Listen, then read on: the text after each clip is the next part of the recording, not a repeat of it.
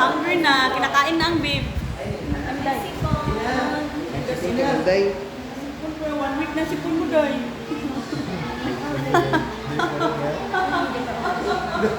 Tawa siya eh. Tawa sa taba eh. Di ba Joy? Parang si Pinoy. Parang si Pinoy sa Kiko.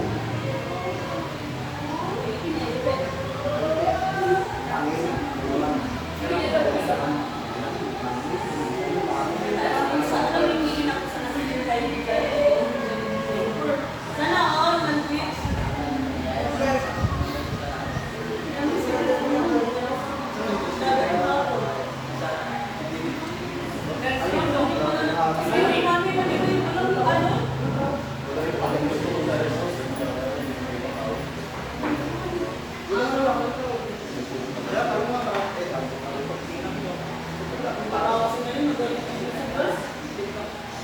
Ako lang, tapos yung sigara ko ng kamilo, nagpunta ka sa palengke.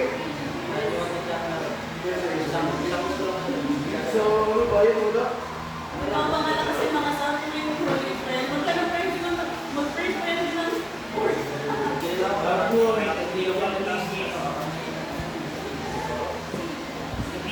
Kapit namin ka ako, walang malo, walang kalimana. Porque sila, takot na.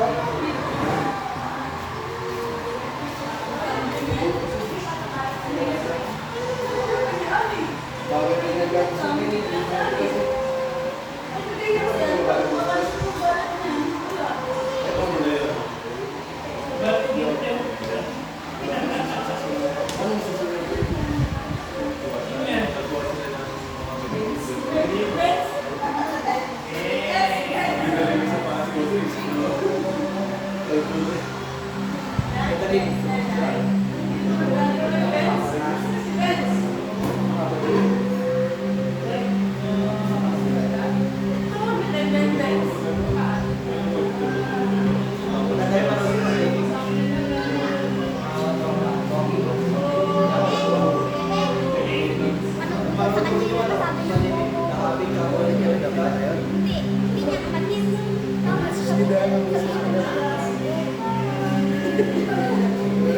Laban na to!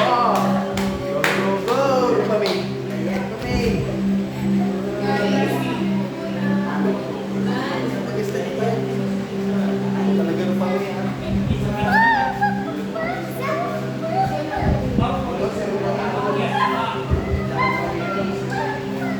Isang pinagpalang linggo na umaga po sa ating lahat.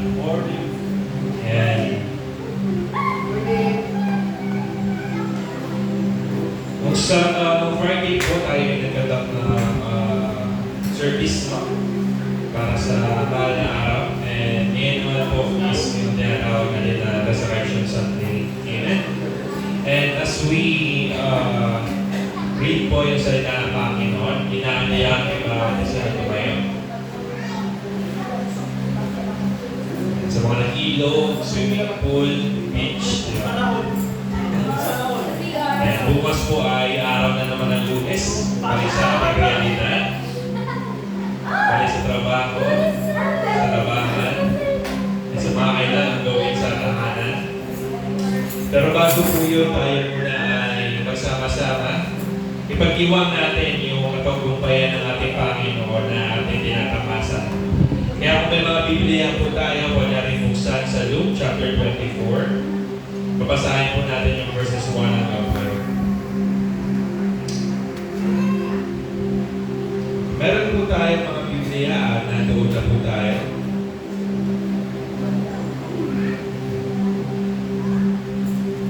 Meron din po tayo sa screen.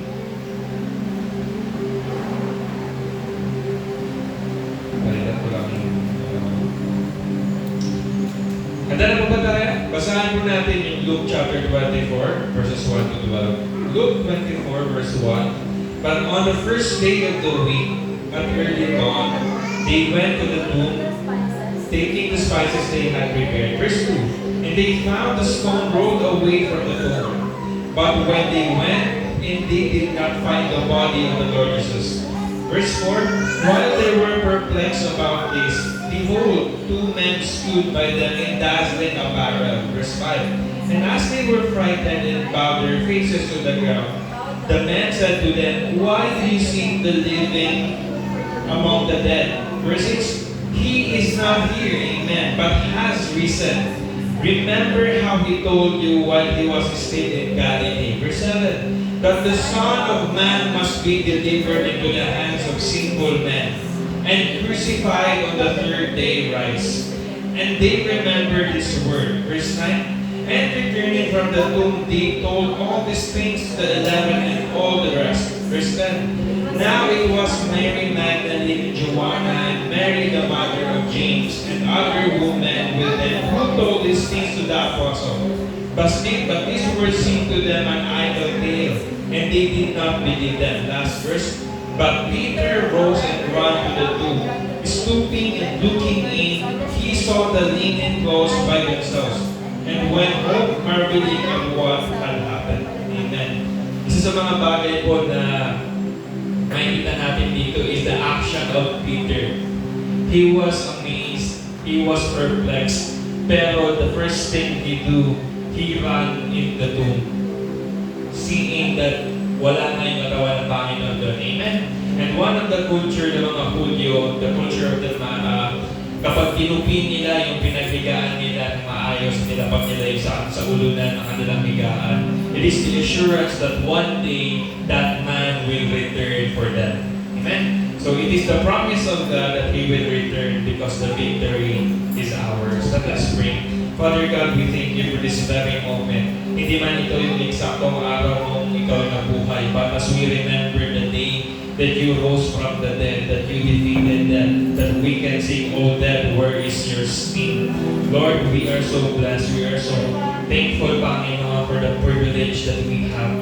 We thank you, Lord God, that we are saved by grace to faith. At the cross, your grace and mercy met. At the cross, justice has been served. Kaya naman, Ama, as we sing song of praises and worship, help us to be amazed by your majesty, by your glory, by the reverence of you who dwells among us, Panginoon. Kaya naman, O God, help us, Lord, to reach out to your hand. Help us, Lord God, to focus on you, to meditate on you. And as we dwell as of today, Panginoon, help us to remember the joy of our salvation, to look forward on the race, to look forward to heaven, O God, that one day we will see your kingdom come, your majesty in our hearts, Panginoon, that we will see the Savior, the great Jesus, the wonderful Counselor, the Prince of Peace. We glorify you, O God. And to you, we lift it all, Almighty God, in the mighty name of your Son, our Lord Jesus Christ. Amen, amen, amen.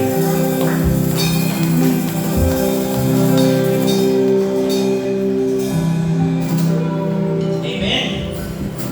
Happy Easter Sunday po sa ating lahat. Amen. Ang init, no? Parang nakakapainit eh, pero pasalamatan natin yung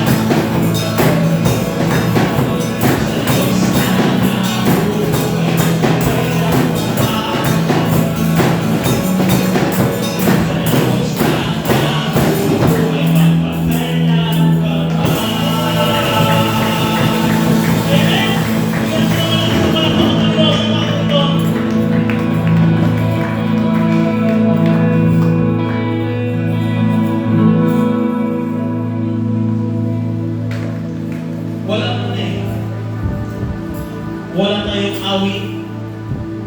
Wala tayong kayang gawin. Panginoon, mag-is yung Panginoon. Lahat ng mga kabuti na ginagawa natin, lahat yun, basahan sa Panginoon eh.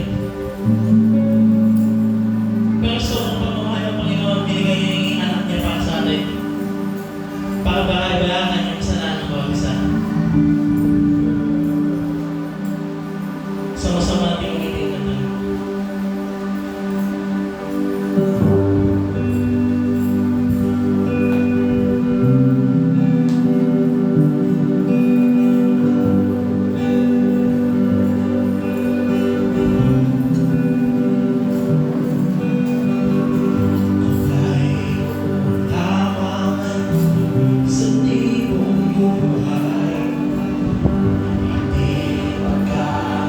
Dahil sa'yo'y ibibigay, ngayon pa man sa'kin, nag-iisang tagat, kilala ang bawat saglit upang ibigin ka nang walang hanggan.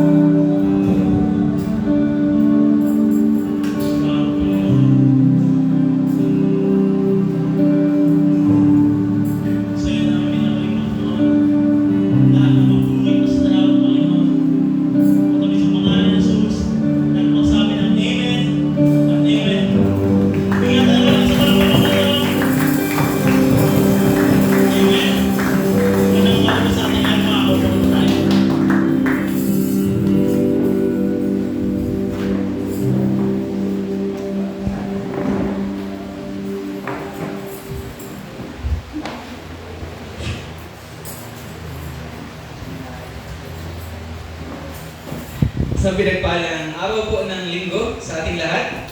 At ngayon ay inaalala natin and we are celebrating yung muling pagkabuhay ng ating Panginoon Jesus. Amen? So may mga kapwa tayo, mananampalataya, mga kapatid throughout the world na they treat this day more important than Christmas. Which is justifiable talaga kasi kagaya ng pag-aaralan natin sa araw na ito, kung wala yung resurrection, wala pong patutunguhan yung ating pinanghahawakan na pananampalataya. Tama po ba? Amen. So it is really a day to celebrate. But hindi naman kailangan ng maraming pagkain, hindi naman kailangan magpalitan ng mga regalo at mag-outing, kagaya na ginagawa natin tuwing Pasko. Pero sa panahon ng Pasko ng pagkabuhay, nandoon yung lalim at openness ng ating puso to receive yung kasiyahan, kaligtasan na nanggagaling sa ating Panginoon. Especially we have received yung assurance na nagkaroon tayong buhay na walang hanggan. So, bahagi po yun ng pag-aaralan natin sa umagang ito. And before we start, and sa mga naka-attend last Friday ng ating Good Friday service para sa 7 last words, tayo po ay pinagpala, no? In spite sa napakainit na panahon at walang masakyan yung iba kasi napaka-tahimik ng daanan. But if you would want to listen doon sa mga naihayag na salita ng Panginoon about explanation, paano yun magiging relevant sa buhay natin sa panahon ngayon, panoorin po natin sa ating recorded service. Share ko lang, no, as I was meditating during that day, patungkol sa huling 7 wika ng ating Panginoon. One thing that I have realized, bago po tayo dumako sa topic natin ngayon is, yung mga wika pala na yun, that the 7 last words represent yung takbo ng buhay natin bilang mga Kristiyano. So it is not by accident na yun yung pagkakasunod-sunod. Kasi kung isipin mo, the first word talks about forgiveness. When Jesus said, Father, forgive them, for they do not know what they are doing. Patawagin mo sila sapagkat hindi nila alam ang kanilang ginagawa. So that's the heart of the Lord, that through His love, tayo nananampalataya, diba, sa pagpapatawad na ibinigay niya sa atin. So, we've been granted ng forgiveness. Nabigyan tayo ng kapatawaran ng ating Panginoon. Amen. Nang tayo nananampalataya sa Kanya. Then, pangalawa, He said, today you will be with me in paradise. So, yung pangalawang wika na yun represents the assurance that we have in the kingdom of the Lord, in eternity. Now, once you've been forgiven, na tinanggap mo yung kaligtasan na nanggagaling sa Panginoon, sigurado na meron ka rin buhay na walang hanggan. Tama po ba? So, we've been forgiven, then pangalawang salita ng Panginoon, today you will be with me in paradise, which also represent our eternal life in Him, the assurance that we will be having home in heaven. And then pangatlo, the Lord said, no, nung kausap niya, ang kanyang ina na si Maria, at ang kanyang beloved na disciple, who is John, sabi niya, woman, behold your son, behold your mother. So once we've been forgiven, once we receive the assurance of salvation and eternal home with the Lord, nagkakaroon tayo ng overflowing gratitude in our hearts, making us able to serve others. Amen. Beyond our family. Just like yung habilin ng ating Panginoong Jesus kay Juan, para doon kay Maria, na huwag niyang papabayaan, ganoon din si Maria, na panghawakan niya yung pangangalaga sa disciple ni Jesus. So we are all called also to serve others, kahit hindi po sila natin kamag-anak o kapamilya. Amen ba? And then fourth word, sabi ng Panginoon, ilay-ilay lama sa bintana. Ama, bakit mo ko pinabayaan? Kasi ang pamumuhay Kristiyano ay hindi madali. Ama, dumarating sa pagkakataon that you will ask God, Lord, tinanggap kita, nanampalataya ako sa iyo, naglilingkod ako sa iyo, bakit ko pinagdadaanan yung mga bagay na ito? I've experienced that. Amen? Na hindi smooth flowing yung buhay ng pagiging Kristiyano. So it makes us understand na hindi mali o hindi tayo nagkakasala once we ask God because of our circumstances. Huwag lang natin kukwestiyonin yung pagka-Diyos niya. Jesus said that kasi during that time, dala-dala niya yung kasalanan ng sangkatauhan, and in order for that purpose to be fulfilled, hindi kailangan mag-intervene ng Ama. So it's a cry of a son with the human yung human nature, in human form, to the Father, okay, and declares na yung Ama during that time has all the power to save Jesus from the cross, pero hindi niya gagawin yun kasi ang intention is to save the humanity. So bilang mga Kristiyano, may ganun din tayo, na nagmi-ministry tayo, naglilingkod tayo sa iba, pero tayo mismo may mga concerns out of our human nature na napapatanong tayo sa Panginoon, Lord, bakit ako dumadaan sa ganito? Amen? To the point that we will be suffering physically, na like Jesus saying, I thirst, tayo magkakaroon tayo ng matinding struggle, and that is part of the tribulation we are experiencing, especially nowadays. Meron po tayong global crisis. Maraming mga Kristiyano ang pinipersecute. The persecution that Jesus has experienced when He was on the cross is the type of persecution that Christians all over the world are also experiencing right now. So alam niyo na kung anong kasunod. It is finished.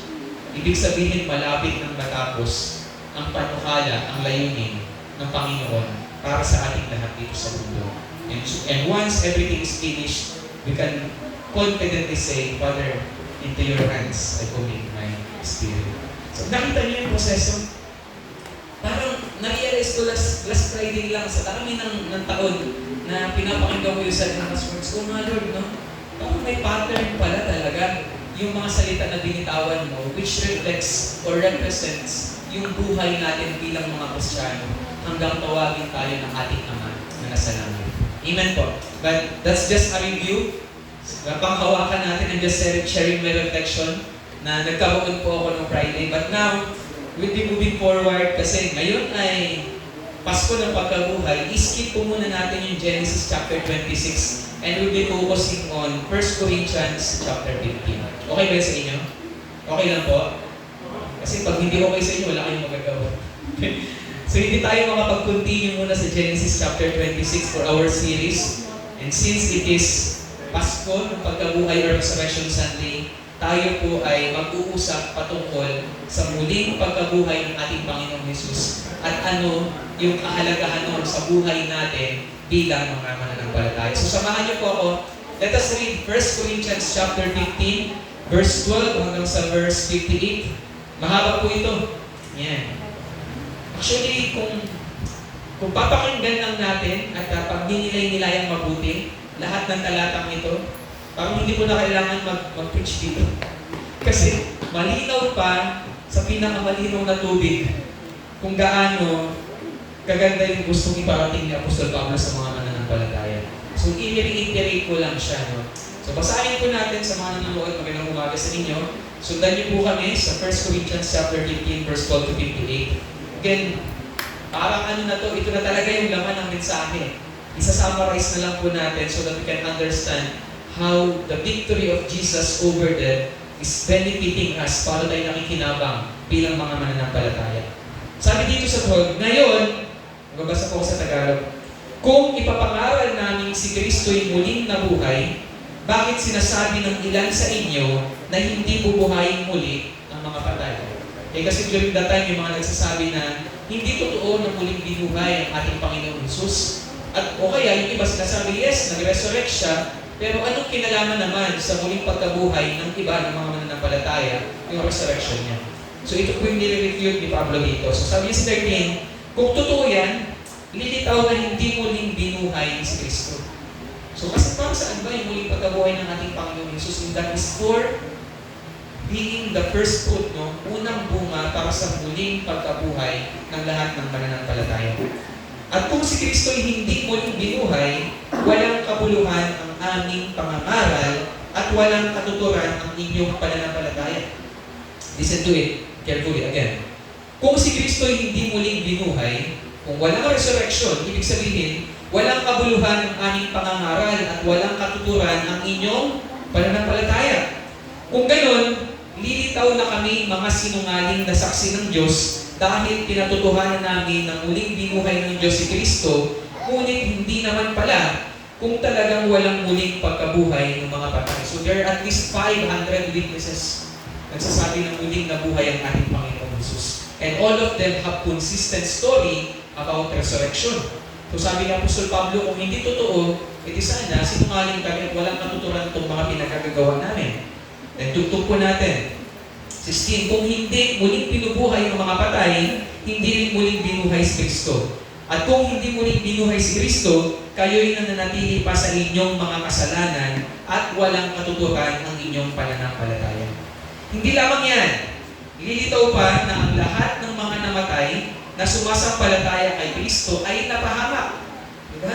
So nonsense pa lang ang pananampalataya natin kung walang resurrection. Kung ang pag-asa natin kay Kristo, take note of this, kung yung pag-asa mo, pag-asa ko at pag-asa natin sa ating pananampalataya kay Kristo ay para lang sa buhay na nandito sa mundo, tayo na ang pinakaawawa sa lahat ng tao. Naawa tayo sa mga binubugbog, sa mga pinapatay, naawa tayo sa mga binabaril, naawa tayo sa mga nagiging biktima ng gera. Pero kung hindi pala tayo naniniwala na muling nabuhay ang ating Panginoong Hesus, mas kawawa pa tayo sa lahat ng mundo. Kasi walang patutunguhan, walang kabuluhan yung ating pananampalataya. 20. Ngunit sa katunayan, si Kristo'y muling binuhay at ito'y katibayan na muling ang bubuhayin ng mga patay. Ang pagkabuhay ni Kristo ay katibayan na mayroong muling pagkabuhay ang mga namatay na nananampalataya sa Kanya. Kung paano dumating ang kamatayan sa pamamagitan ng isang tao, ito na yung paliwanag niya, ang tinutukoy niya po dito ay sinalan. Gayon din naman, dumating ang muling pagkabuhay sa pamamagitan din ng isang tao, and he's referring to Jesus Christ. Sapagkat kung paanong namamatay ang lahat dahil sa kanilang kaugnayan kay Adan, we are all biological sons of Adam dahil siya ang unang tao, tama po? Gayon din naman, mabubuhay ang lahat dahil sa kanilang kaugnayan kay Kristo. So our connection to Adam does not give us the guarantee na may buhay tayo walang hanggan. Our connection to Adam gives us yung katotohanan na tayo ay nagkaroon ng kasalanan. But our connectedness to Jesus Christ gives us the assurance that we have eternal life. Magtugtog pa sabi dito, sapagkat yan. Supunit, ang bawat isa ay may kanya-kanyang takdang panahon. Si Kristo ang pinakauna sa lahat. Ibig sabihin, wala pa pong nangyayaring muling pagkabuhay bago yung muling pagkabuhay ng ating Panginoon. Pagkatapos ang mga kay Kristo sa panahon ng pagparito niya. At darating ang wakas, kapag naibigay na ni Kristo ang kaharian sa Diyos Ama, pagkatapos niyang malupig ang lahat ng paghahari, pamahalaan at kapangyarihan. Sapagkat si Kristo'y dapat maghari hanggang sa malupig niya at lubusang papasuko ang kanyang mga kaaway. Listen to this, 26. Ang kahuli-hulihang kaaway na kanyang lulupigin ay ang kamatayan. And He has already provided a victory over that. Yun yung mission niya dito sa mundo. Ganito ang sinasabi ng kasulatan. Ang lahat ng bagay ay lubusang ikinailalim ng Diyos sa kanyang kapangyarihan. Ngunit sa salitang lahat ng bagay, maliwanag na hindi kasama rito ang Diyos na siyang naglagay ng lahat ng bagay sa ilalim ng kapangyarihan ni Kristo. Obviously kasi, siya yung nangingibabaw sa lahat kaya hindi siya kasama sa pinapangibabawan niya. Sabi dito, at kapag ang lahat ay nasa ilalim ng kapangyarihan ng anak, ipapailalim naman siya sa kapangyarihan ng Diyos na naglagay ng lahat ng bagay sa ilalim ng kapangyarihan niya. So, ibig sabihin, lahat po ng bagay na nandito sa mundo at sa sangkatauhan, maging sa kalawakan, ay nasa ilalim ng kapangyarihan ng Panginoon. Okay? So gayon, ang Diyos ang mangingibabaw sa lahat. Kung hindi gayon, ano ang halaga ng pagpapabautismo ng mga tao para sa mga patay? Ulitin ko po. Kung hindi totoo ang lahat ng mga sinasabi ng Apostol Pablo, para saan pa yung pagpapabautismo ng mga tao para sa mga patay? This verse is always misinterpreted by other religions. Na para sa kanila, na madala ang kaluluwa ng kanilang mga mahal sa buhay sa langit, kailangan nila magpabautismo. Hindi po. Ang pagpapabautismo na tinutukoy dito is dahil sa pananampalataya na tinuro sa atin ng mga nauna sa atin, yung binabanggit ko kanina, ng mga sumampalataya na namatay na. Okay? Kung hindi totoo yung kanilang pananampalataya, para saan pa nagpapabautismo tayo? That means our water baptism is a declaration na tayo po ay sumusunod sa pananampalataya ng mga nauna sa atin. That's just the real meaning of that. So hindi tayo nagpapabautismo para maligtas yung mga namatay na nating kamag-anak. Kung talagang hindi bubuhayin muli ang mga patay, bakit pa nagpabautismo ang mga tao alang-alang sa kanila? At bakit pa kami nilalagay sa panganib sa lahat ng oras? Ibig sabihin, walang kwenta lahat ng ginagawa natin ito, hindi muling nabuhay ang Panginoon. Walang araw na di ako nabibingit sa kamatayan. Mga kapatid, sinasabi ko ito sapagkat ikinararangal ko na kayo alang-alang kay Kristo Jesus na ating Panginoon. Kung ang pakikipaglaban ko sa mababangis na kaaway sa Efeso ay para sa tao lang, ano na ang mapapala ko? Kung hindi rin lamang bubuhayin muli ang mga patay, mabuti pa'y sundin na lamang natin ang kasabihang ito. Kumain tayo at uminom sapagkat bukas tayo mamamatay. Or, we only live once, gawin mo na ang gusto mong gawin. Which is very famous sa panahon po ngayon. But dahil totoo ang ating Panginoon, alam natin kung bakit po tayo nagpapagana. 33. Huwag kayong paluloko. Ang masasamang kasama ay nakakasira ng mabuting pagkatao. So tinutukoy niya dito, bad company corrupts good character. Piliin mo ang mga sasamahan mo na makakapagturo sa iyo ng mga tamang katuruan patungkol sa Biblia. Magpakatino kayo at talikuran ang pagkakasala. Ang iba sa inyo hindi kilala ang Diyos, sinasabi ko ito upang mapahiya kayo. So Paul is rebuking those people na hindi totoong nananampalataya sa Panginoon. Subalit may magtatanong, paano bubuhayin muli ang mga patay? Ano ang magiging uring ng katawan nila? Ito na. Hangal. Grabe si Apostol Pablo, no? Hindi mabubuhay ang binhing itinatanim hanggat hindi iyon namamatay. So, kinukompare niya sa halaman na unless na ang isang bunga ay mahulog sa lupa, mag-decay at mabaon, hindi ito tutubo. Amen? The same statement that Jesus gave to His disciple. Unless a kernel goes down to the ground, hindi ito tutubo at mamumunga muli. And sabi niya, at ang itinatanim ay hindi halamang malaki na kundi binhi, tulad ng butil ng trigo o ng ibang binhi. Ang Diyos ang nagbibigay ng katawan sa binhing iyon ayon sa kanyang kagustuhan. Bawat binhi, binibigyan niya ng angkop na katawan. Kagaya halimbawa yung kasoy na yan. Kapag yung buto ng kasoy na yan nahulog sa lupa, magkakaroon ng panibagong katawan. Hindi tutubo yung kasoy na yan ulit kasi nga, yan yung lumang puno. May bagong puno kapag mayroong buto o bagong binhi na nabaon sa lupa. At hindi pare-pareho ang laman ng mga nilikhang may buhay. Iba ang laman ng tao, iba ang laman ng hayop, iba ang sa mga ibon at iba ang mga isda. May mga katawang panlangit at mayroon namang panlupa. Iba ang kagandahang panlupa at iba ang kagandahang panlangit. So basically, Paul is telling, iba ang magiging katawan mo sa muling pagkabuhay. Iba ang liwanag ng araw, iba naman ang liwanag ng buwan. At iba rin ang ningning ng mga bituin at maging ang mga bituin ay magkakaiba ang ningning. Gayon din sa muling pagkabuhay ng mga patay. Ang inilibing ay mabubulok, ngunit hindi mabubulok kailanman ang muling binuhay. At sila po ang mga nanampalataya sa Panginoon. Walang karangalan at mahina ang inilibing. Ang inilibing, marangal at malakas sa muling pagkabuhay. Inilibing na katawang pisikal, muling mabubuhay bilang katawang spiritual. Kung may katawang pisikal, meron din katawang spiritual. Ganito ang sinasabi sa kasulatan. Ang unang tao, si Adan, ay nilikhang binigyan ng buhay. Ang huling Adan, tinutukoy po dito si Jesus, ay espiritong nagbibigay buhay. Ngunit hindi nauna ang spiritual, ang physical muna bago ang spiritual. Ibig sabihin, kailangan mamatay ng physical bago mag-raise up ang katawang spiritual. Ang unang Adan ay mula sa lupa, sapagkat nilikha siya mula sa alabok. Ang pangalawang Adan ay mula sa langit. Ang katawang panlupa ay katulad ng nagmula sa lupa. Ang katawang panlangit ay katulad ng nagmula sa langit. See? Kung tayo ay magtitiwala lang sa flesh natin, we will inherit the flesh. If we are going to believe in the Spirit, yung glorified body ng ating Panginoong Jesus when He rose again, yun din po yung ating mamanahin. So basically, Jesus, nung in-embrace niya yung katawan ng tao, yung physical nature natin as man, it has to die para mag-usbong o mabuhay yung katawang makalangit. At yun yung kanyang resurrected body.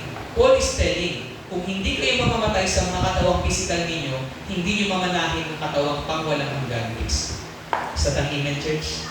Amen po? Amen. So, nagiging malinaw ba sa atin? Grabe yung paliwanag ni Pablo, it's really amazing. Ang katawang panlupa ay katulad ng nagmula sa lupa, ang katawang panlangit ay katulad ng mula sa langit. Kung paano tayo naging katulad ng taong nagmula sa lupa, matutulad din tayo sa taong nanggaling sa Ito ang ibig kong sabihin, mga kapatid.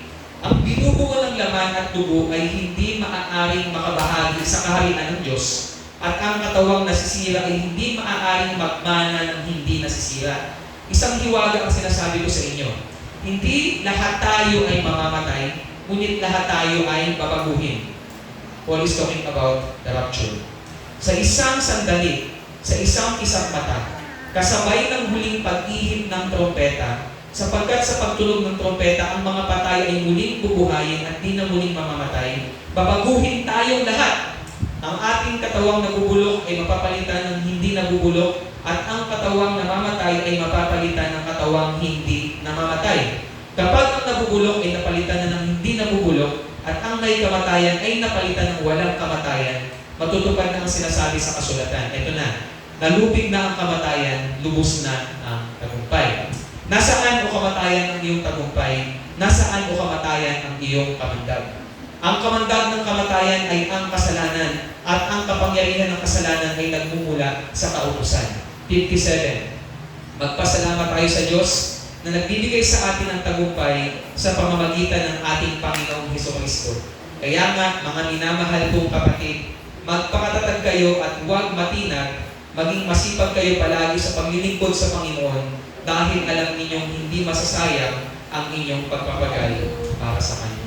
So, may conclusion yung challenge pa sa dulo. Tapos na yung preaching natin. Ito na. Okay, so, pagsisimula pa lamang po tayo. Very complete. Sabi ko, ano bang i-preach ko dito, Lord? But, let us synthesize mo. Manalangin po tayo. Ama namin Diyos, maraming salamat po sa yung salita na napakalinaw.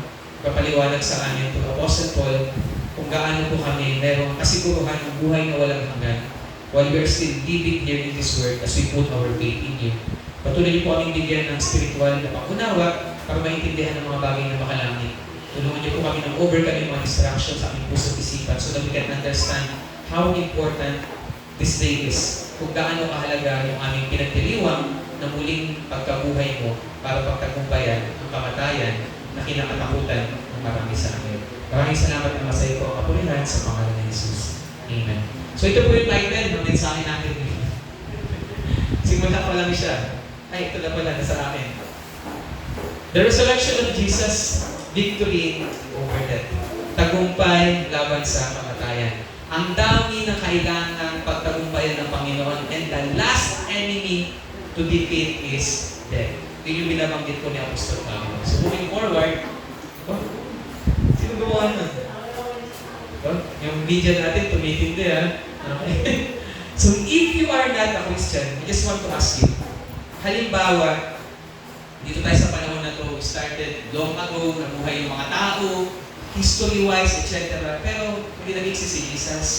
Walang Christianismo. Kagaya na sinasabi ng mga agnostics, kagaya na sinasabi ng mga atheists, na walang Diyos. Anong pag-asa meron? Taking the idea of Christianism out of your mind. If you are not a Christian, or kung walang Christianismo, nasaan ang pag-asa ngayon? Sa mga nangyayari, may mga taong namamatay sa sakit, may global crisis, meron na namang threat ng mga pandemic, may digmaan. Kung wala yung konsepto ng Christianity, nasaan sa palagay ninyo ang pag-asa ng tao? Ikaw personally, nasaan kaya ang pag-asa mo ngayon? Ako hindi ko masagot. Parang ang hirap. Parang bahala na.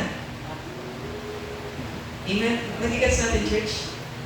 Kung wala, hindi mo kilala si Kristo, let's say, walang Bible, at talagang hindi nag-i-exist si Jesus Christ, nasaan kaya ang pag-asa natin? But since we are Christians, ito yung tanong. Since we're a Christian and there is Jesus Christ, what ang for saan nakasayang ang pag-asa? Dahil may Kristo, dahil may Kristyanismo, merong Jesus na nabuhay, na niyakap yung ating pagkatao, na nagsalita ng muling 7 wika sa cross na intindihan natin yung ibig sabihin. And He rose again within 3 days, hindi after 3 days okay, on the 3rd day, hindi po after 3 days kasi Biyernes, Sabado, Linggo. In 3 days, He rose again. So dahil totoo ang lahat ng ito, nasaan ngayon nakasalig ang pananampalataya? With the things that we have read sa mga binasa natin, nasaan ngayon naka-anchor ang pananampalataya? So, one part of your mind is telling you, ngayon sabihin natin, walang Panginoong Jesus, walang Kristyanismo, hindi totoo si Jesus, walang Bible na nag-i-exist, we are living everything as it is, pero walang konsepto ng kaligtasan galing kay Kristo. Nasaan ang pag-asa mo? Then the other part of your mind is telling you, dahil may Kristo, dahil muling nabuhay siya muli, because the Bible is true, then the other part of your mind is asking you, nasaan ang pag-asa? I know that you feel the same. Iba ang comfort na nadadala kapag may Kristo ka sa buhay. Yun pa lang, di ba? Kaya yung sinasabi ng Apostol Pablo sa binasa natin, kung hindi totoo na muling nabuhay ang Panginoon, walang katuturan o kabuluhan ang aming tinuturo sa iyo. Kung hindi totoo na muling binuhay ang ating Panginoong Yesus mula sa kamatayan, hindi magkakaroon ng muling pagkabuhay ng mga nakaraan. That particular event in history changed everything. What if totoo si Jesus, nag-ministry siya, nagkaroon siya ng mga disciples, he was crucified, tapos namatay siya, pero hindi siya muling nabuhay. See? Ano mangyayari? He's just going to be considered as another hero in the history. Kagaya ng iba, na namatay para sa mga tao. Because Jesus Christ rose again, because He resurrected, that makes the biggest difference from being a Christian against being an unbeliever. Grabe, no? Ganon kalaki yung impact ng muling pagkabuhay ni Jesus. It's a dagger in the hearts ng mga hindi naniniwala. Kaya marami ngayon talaga na gustong pasinungalingan ang muling pagkabuhay ng Panginoon, just like what was happening during their time. Maraming gustong libakin ng mga disciples because of what they believe in. Sinasabi na wala, kalukuhan yung mga sinasabi nila. Gawa-gawa lang yan para maraming sumunod sa kanila. Imagine, dying for something na hindi naman pala totoo. Will someone die because of that? Mamamatay ako pa sa isang bagay na kasinungalingan. No one is going to do that. There are more than 500 witnesses. And these witnesses died out of persecution nang hindi nila binitawan yung kanilang pananampalataya sa Tanginan Church. Okay? So, grabe yung pag-asa na meron tayo. Wala na siya. Ayan. Okay. So, yung binasa po natin, just to summarize that 15 verse 12 to 15 ng 1 Corinthians, Paul addresses the doubts about bodily resurrection. Kasi may mga, yung mga bumubuo ng Sanhedrin, they don't believe that body is going to be resurrected. Para sa kanila, pag namatay, wala na. So, Paul is refuting them. Sinasagot niya yung argument na hindi totoo yung sinasabi ninyo na kapag namatay, wala na. Sapagkat ang totoo, meron tayong muling pagkabuhay. Base sa binasa natin kanina. The resurrection is the foundation of Christianhood because again, kung hindi muling nabuhay ang Panginoon, walang patutunguhan o walang katuturan ng ating pananampalataya. And then the third thing, Christ's resurrection validates our entire faith. Kagaya na sinasabi ko kanina. It sets us apart from other doctrines or other beliefs. Kasi yung ating tagapagligtas ay muling nabuhay. So according to verse 17, which is the key verse, if Christ has not been raised, your faith is futile. Amen po? And so kung may magtutulik sa ating pananampalataya, ito palang alam nyo na kung ano yung foundation ng pananampalataya natin. It's the gospel coming from the incarnation of Christ to His ministry, to His crucifixion, to His resurrection, to His ascension, and now He is being seated at the right hand of the Father. Yun po ang magandang balita. Yun po ang salita ng Diyos. Okay. So next natin. So the resurrection of Jesus Christ is not merely a historical event. Hindi Hindi lang ito bahagi ng kasaysayan kagaya ng nangyari kay Napoleon Bonaparte, kay Julius Caesar, Alexander the Great. These are great men of history. Kung hindi muling nabuhay si Jesus, kasama lang siya sa line-up ng mga yun. But because He rose again, He has set the difference so high na walang kahit sino ang makakapantay. Okay? So it points, balik mo na doon. So it points us to how Christ's victory over death gives us the assurance of victory to the sources of our struggles while we are living here in this world. So what does victory over death mean? So ito po yung sasagutin natin ngayon. Ano nga ba ang kahulugan na namatay ang ating Panginoon sa krus, muling nabuhay at napagtagumpayan ang kamatayan? So number 1, victory over the world's limitations. Dahil muling nabuhay ang ating Panginoong Jesus, bilang mananampalataya, meron ako at meron kang tagumpay sa kung ano yung kayang ipagduldulan sa ating mundo na limitasyon nito. This world will surely come to an end. Amen? We don't know when. Hindi natin alam. Okay? So sabi ng mga scientifico, the earth is undergoing another recycling process na uubusin lahat ng nabubuhay dito tapos may panibagong buhay na tutubo. But the Bible says the opposite. Hindi natin alam kung kailan. But one thing is for sure, this world has its limit. Sa dahilan. Maging yung mga bagay na pwede mong ma-accomplish while you are still here in this world are limited. Hindi ako pwedeng mangarap beyond what this world can make me understand. Kung ano lang yung nakikita ko at naranasan ko sa mundong ito, syempre, outside my peak, hanggang doon lang yung kaya kong pag-asa. Kagaya ng sinabi ng Apostol Pablo, no? Kung ikaw ay nananampalataya lang sa Panginoong Jesus, para sa mga bagay na nandito lang sa mundo, ikaw na pinakakawawa. Yes, it's good that you believe Jesus na magpapagaling sa mga sakit. It's good that you believe Jesus na pwede mag-promote sa trabaho mo. It's good that you believe Jesus na pwede mag-prosper sa family mo. It's good that you believe Jesus because He can give you freedom. It's good naman na mananampalataya ka sa Panginoong Jesus kasi kaya niyang bigyan ng kapayapaan yung puso mo sa kabila ng mga nangyayari dito. Pero kung hanggang dito lang yung boundary ng pananampalataya mo sa Panginoon, kawawa ka. Si Kristo hindi natin dapat itrato bilang genie. Amen? Lord, nananampalataya naman ako sa iyo, bigyan mo naman ako ng magandang buhay. Yes, He can grant that. Lord, nananampalataya ako sa iyo, pagalingin mo naman ako sa sakit ko. Yes, He can do that. Panginoon, nananampalataya ako sa iyo, tulungan mo naman na makaahon sa kahirapan yung pamilya ko. Yes, He can do that. The Lord is so much willing to do that. Pero kung hanggang doon lang yung tingin mo sa kaya niyo gawin sa buhay mo, kawawa ka kapatid. Because His main purpose is to give you life in heaven. And that is life in heaven. Amen, church? I always talk about this, testimony against testimony. An unbeliever can tell you, let's say, ikaw mananampalataya ka, magpatutuo ka. Salamat sa Panginoon kasi dahil sa Kanya nagkaroon ako ng magandang trabaho.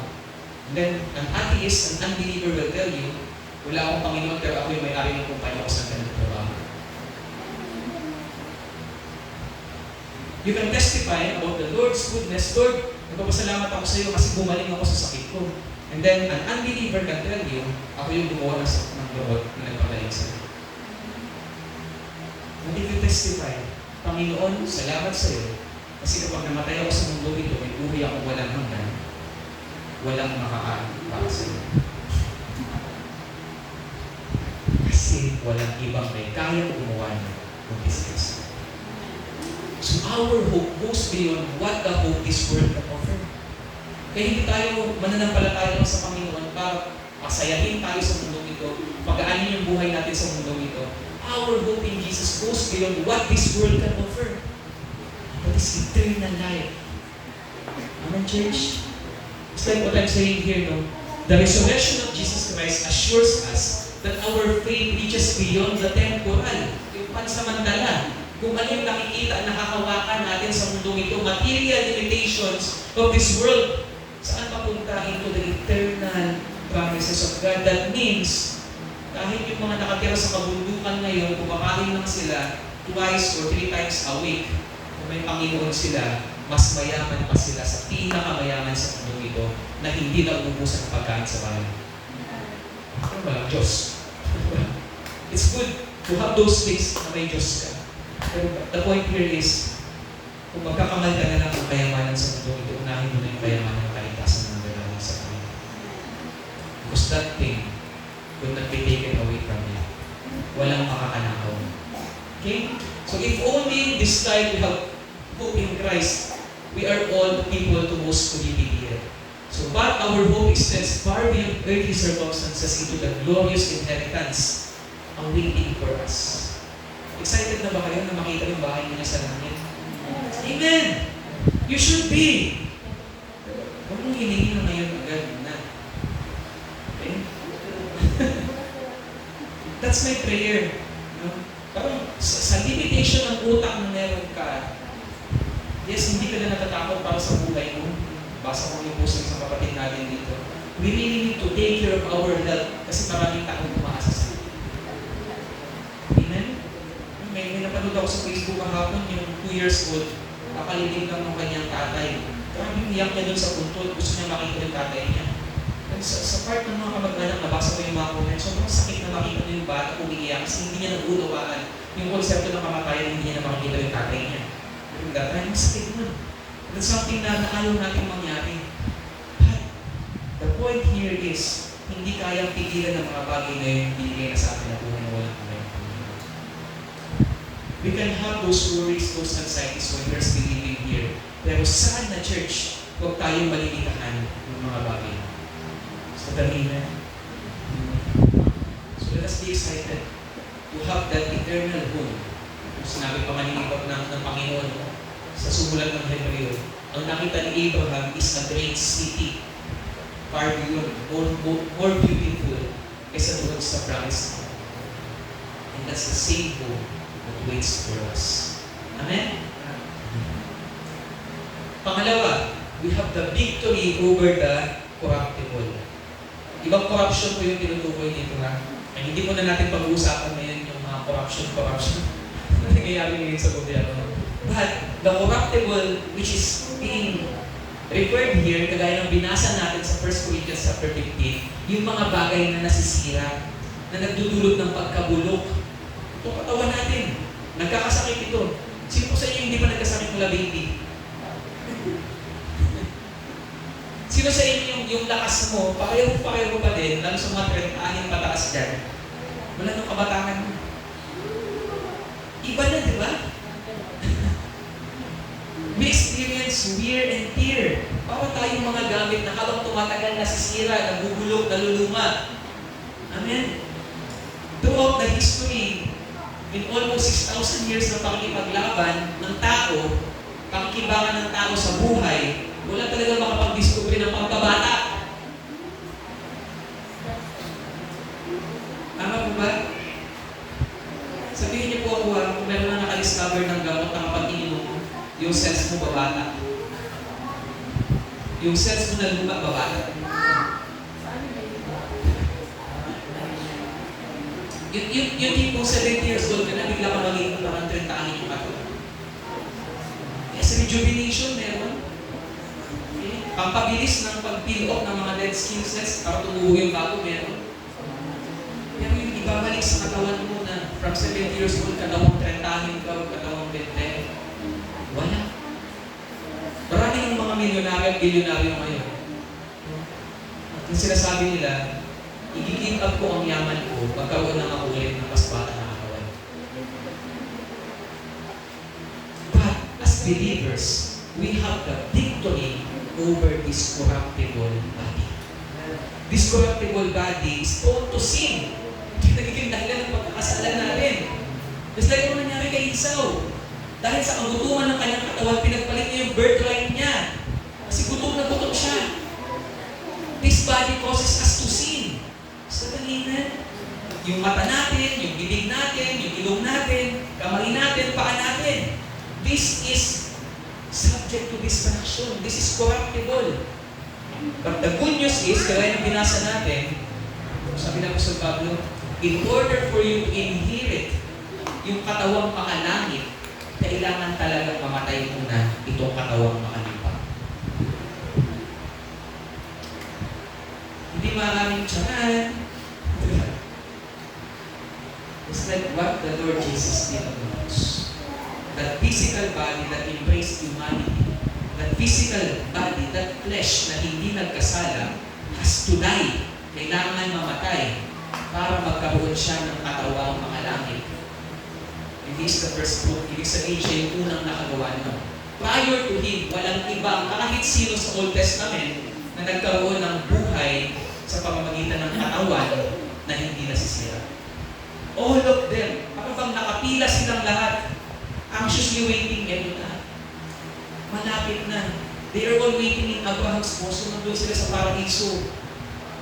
They are waiting to inherit that eternal body, that glorious body. Nagbukas pa ngayon mga lupa, di ba? Tapos may mga nakawitness na nagbangon, yung mga nauna na, nakita nila. Kung mababasa niyo po sa gospel, napunit yung kortina na naghihiwalay sa Holy of the Holiest doon sa templo, doon sa mga tao. So the Lord Jesus then gave us access to incorruptible nature. Ibig sabihin, naging banal tayo dahil sa kanyang huling pagkabuhay. Is that amen, church? Okay. In this life, we face death. Tama? We face decay, suffering in the weight of our mortal limitations. Sakit yung likod, sakit yung mga tuhod, madali na magkasakit, di makatulog. We are troubled by so many limitations. Sin brings its wages and our bodies grow weak. That's why everyone dies. Namamatay lahat. But through Christ's resurrection, we have eternal assurance. Death is swallowed up in victory. So sabi, O death, where is your victory? O death, where is your sting? We are promised eternal life and perishable bodies and freedom from the power of sin. So once you inherit that heavenly body, yung makalangit na katawan, hindi ka na magkakasala. Hindi ka na maghihirapan. Hindi ka na magkakasakit. Hindi ka na mag-allergy. Na kapag kumain ka ng hipon, mangangati ka, mamabaga yung mukha mo. Wala nang ganun. Hindi ka na mag-aalala, nagiinom ka ng kape, tapos hindi ka makakatulog. Hindi ka na mag-aalala na kapag uminom ka ng soft drinks, magsisikura ka. Tapos na lang. Because through the victory of Jesus over them, we have gained victory over what is incorruptible. What is corruptible? Amen, church? Yung mga bagay na ito, this is corruptible. Masisira talaga ito. Pero salamat sa muling pagkabuhay ng Panginoon. So His word says, death has been swallowed up in victory. Thanks be to God because He gives us the victory through our Lord Jesus Christ. So wala ka nang papag-alala. Matatapos lahat ng bagay na nagiging source ng struggle ng katawang ito na nandito sa mundo. Wala nang cravings. Diba? Ang hirap naman na nasa langit ka na. Meron ka ng glorified body, tapos nag-crave ka ng Jollibee. Wala nang gano'n, nag-crave ka ng ice cream ng midnight. Dalabas ka ng tahanan mo sa langit. Gahanap ka ng tindahan kasi gusto mo ng ice cream. Wala nang gano'n. Everything is efficient. Everything is fresh. Tapos na lahat ng limitasyon ng problema na. Because Jesus has given us victory over what is corruptible. Third thing, we have the victory over the believer's challenges. Sino sa inyo dito yung mga may hinaharap na pagsubok bilang mananampalataya? Yung ibang pagsubok na pinagdadaanan natin, consequence din ng mga mali nating decision eh. Diba? But as believers, you are expected to really face challenges. And the most common one is persecution. Tutulig sa inyo dahil sa pananampalataya mo. And time is coming. Nangyayari yan. Alam niyo po ba sa Canada, they have already submitted the bill na kapag nag-promote ka ng Bible or your reference, your teachings sa school based on what the Bible says, pwede kang kasuhan. It's the same bill that is being tried to submit ngayon sa Congress.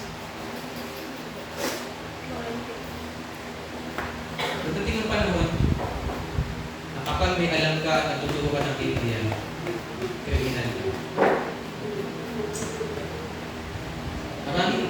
Just last week, a Christian church in Nigeria was attacked, no?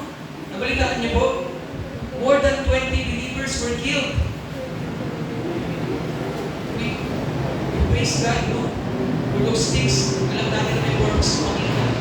But here in Palawan, we are experiencing this freedom of fellowship. Nakakapagkita-kita pa tayo, we are free to express our faith.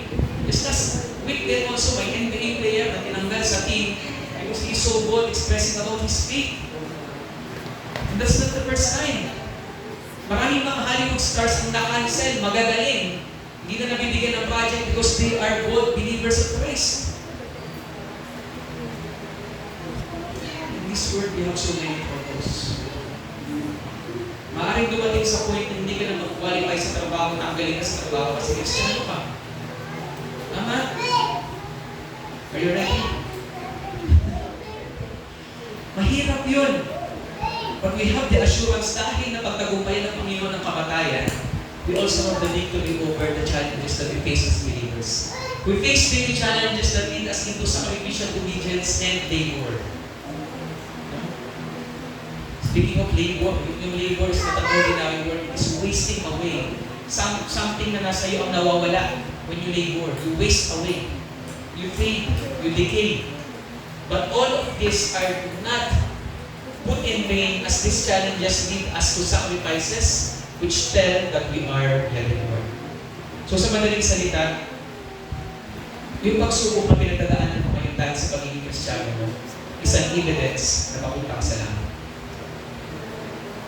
So ano ibig sabihin ng pastor?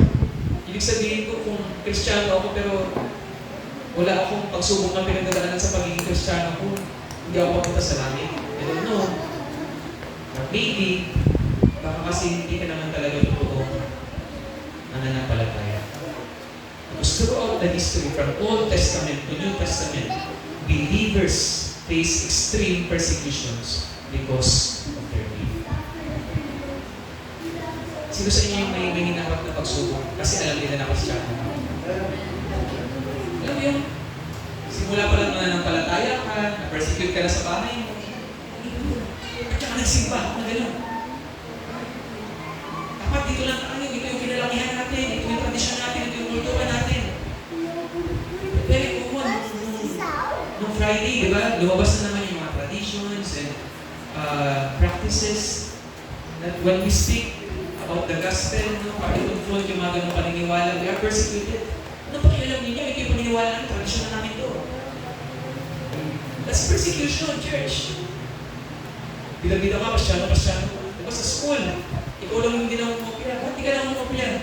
Kasi nasa conviction mo ng Holy Spirit sa akin. You are persecuted. Bida-bida ka, ha? Sumukin na kayo, hindi ka na umopya. Baliktad yun. Baliktad. Sa panahon ngayon, yung balita yung nagiging tama eh. Nakapag gumawa ka ng tama, you are the odd man out. Ikaw yung hiwala eh. Hindi ka naman chismis. Wala kang friends. That the Lord Jesus Christ is seen in your life, people will try to testify against you, persecute you, bear false witnesses against you. Ganun talaga, church. Sa taniman po. But the good news is, we have the victory over these challenges. That's why we are being encouraged to 58. Therefore, my dear brothers and sisters, ano sabi? Stand firm. Manindigan ka. Pakisabi manindigan. Manindigan ka. Kahit anong mangyari sa atin, sa buhay natin sa mundo ito, may langit na nag-aantay sa atin. Let nothing move you. Always give yourselves fully to the work of the Lord because you know that your labor in the Lord is unwavering. Are you encouraged? So to summarize, what does it mean to have victory over them? We have the victory over the limitations that this world can offer. We have the victory over what is in incorruptible, which primarily includes this flesh na very sinful, na pagtatagumpayan natin, victory over the challenges that we face as believer. So isa lang po yung application natin. Tataka kayo, I usually put application for every point, no? Pero ito lang talaga yung application natin. We need to put our hope in Jesus Christ. Siya lang po. Dapat na pagmulan na pag-asa natin. Bukas, Lunes na naman. Pasok na naman tayo, di ba? Balik tayo sa mga useful na trabaho natin. At sana, the things that we have learned today or mga bagay na napaalala sa atin ng Panginoon ngayon will help us na mas maging hopeful beyond sa mga challenges na nasa mundo. Na kahit ano pang bad news matanggap natin, hanggang dito lang yan. May langit na nag-aantay sa atin. Bakit? Kasi muling nabuhay ang ating Panginoon Jesus. Tayo po lahat ay tuloy. Ganda talaga, nakakay sa animation. So, i-comment yung media natin. Siyempre, maganda yung PowerPoint ko, pero dati kasi pinipersecute nila ako kasi pangit yung PowerPoint ko. We praise the Lord now that we have this kind of things na nagpapalakas sa atin. So, conclusion and challenge. The resurrection of Christ assures us victory over the power of God. For the wages of sin is death. We are bound to die. But Jesus overcame death for us to live. Amen? He died on the cross. Para yung fleshly nature that represents yung fleshly nature ng human being mamatay. And because of that, yung binhi nahulog sa lupa and it goes into a new one. Kung problemado ka ngayon dahil sa arthritis mo, sa cholesterol mo, sa high blood mo, mawawala yan. Problemado ka ngayon sa pimples mo or sa ilong mo. Hindi ko alam kung ano problema natin sa flesh natin ngayon. From the simplest to the most complicated problems brought by these corrupted things, sigurado tayo na tayo buhay ko. So it reminds us that our present struggles are not the final word, but in Christ we live not as those without hope, but as those whose future is secured in His eternal victory. Amen? Ama, maraming salamat po sa pagkapili kang nabuhay. Thank you for giving us yung buhay na pag-asa. Limited man, Panginoon, kaya naming pagsikapan sa mundong ito. That we have corrupted word, that we have a corrupted body, na may mga pagsubok kami hinaharap bilang mga mananampalataya. Lahat ng ito na pagtagumpayan na namin. Because we have already overcame death. Maraming salamat, Panginoon, sa paggamit mo kay Apostol Pablo para palinaw na ipaliwanag sa amin kung paano bilang mga mananampalataya ay meron kaming panibagong katawan, a glorious body, the heaven that waits for us. Tulungan niyo po kami, Panginoon, that as we put our hope in you, ano man yung mga sitwasyon na karapin namin for another week, magkaroon kami, Panginoon, ng kapayapaan, kalingan, dahil mo yung Diyos na nagbigay na sa kanya ng tagumpay sa lahat ng ito.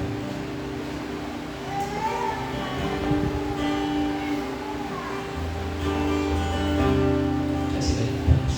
Tuwagin po si Pastor Josh para ipagpuli po yung ating.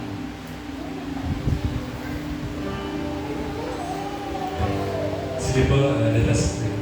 Panginoong Diyos, aming thank you God for giving us the privilege na participate, Panginoon, sa gawain kung saan inaalala po namin, Panginoon, yung araw kung saan sinabi mo sa yung mga disciple na yung banal na po ng Panginoon ay hindi mo na uling gagawin until makasama mo po kami. Salamat, Lord, sa pagkatala namin that for thousands of years, meron kaming hope, meron kaming nilook forward that there will be a day kung saan makakasama ka po namin na gagawin yung banal na hapon ng Panginoon sa iyo. Kaya as we receive yung bread and yung juice, Panginoon, dalangin po namin na patuloy po ito. I-bless at patuloy po namin, Panginoon, na maalala yung ginawa sa puso Kalbaryo para sa aming kaligtasan. Thank you God for the life, sapagkat ikaw nabuhay Panginoon para bigyan kami ng buhay Lord. Kaya as we receive this Panginoon, hayaan niyo po Panginoon na patuloy ko namin maitaas sa dalahanin Panginoon yung ginawa mo para sa amin. Patuloy ko po natin muli na pasalamatan in Jesus' name. Makakuha na po tayo ng mga simulang ito para sa paghahayag natin ng pagkanggap natin sa katawan ng Panginoon at sa kanyang dugo na naglinis sa atin.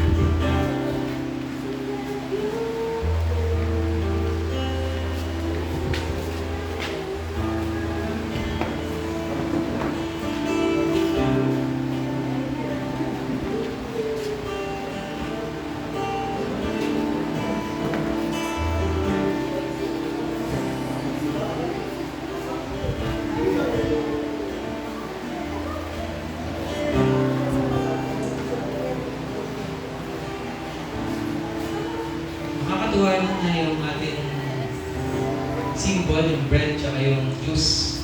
Nagkakaubusan na. Dati, pag nag-challenge tayo ng communion, daming naiiwan. That means, dumadami tayo. Hindi lang para dumami yung tao sa church, but para dumami ang makarinig na salita ng Panginoon. So I encourage you to keep inviting mga friends ninyo, families.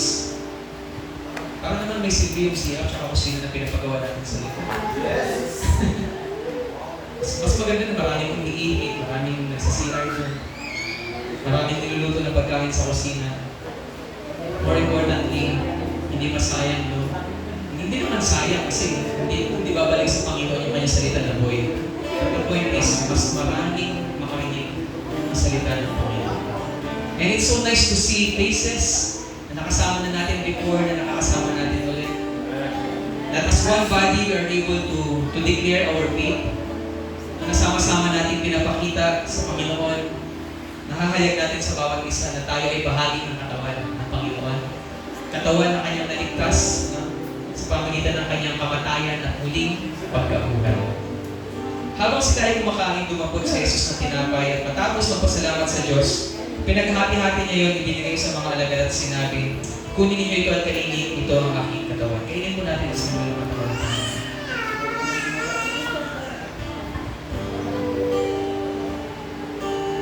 Pagkatapos, lumukot siya ng kopa, nagpasalamat sa Diyos, ibinigay yun sa kanila, sinabi niya, kayong lahat ay uminom nito sapagkat ito ang aking dugo na katibayan ng tipan ng Diyos. Ito ang aking dugong ibinubuhos para sa kapatawaran ng kasalanan ng marami. Inumin po natin ang simbolo ng dugo ng ating Panginoon.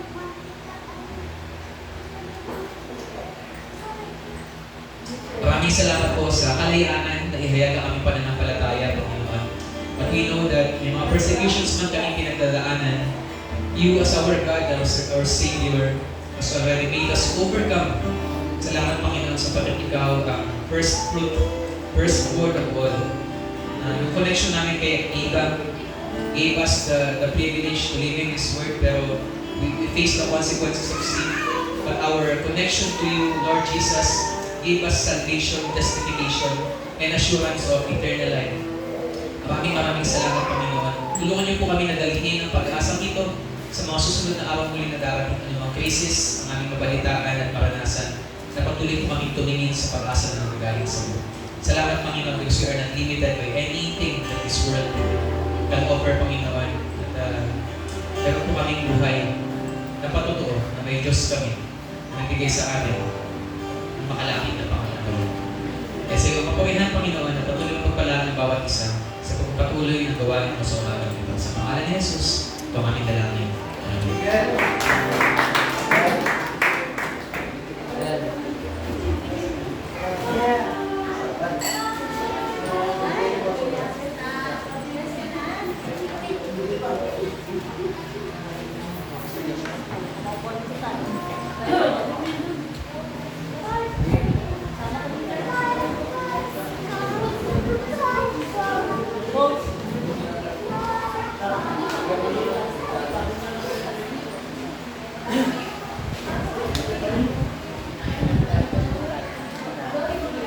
po, pwede po natin kunin yung ating mga envelope as we prepare our pledges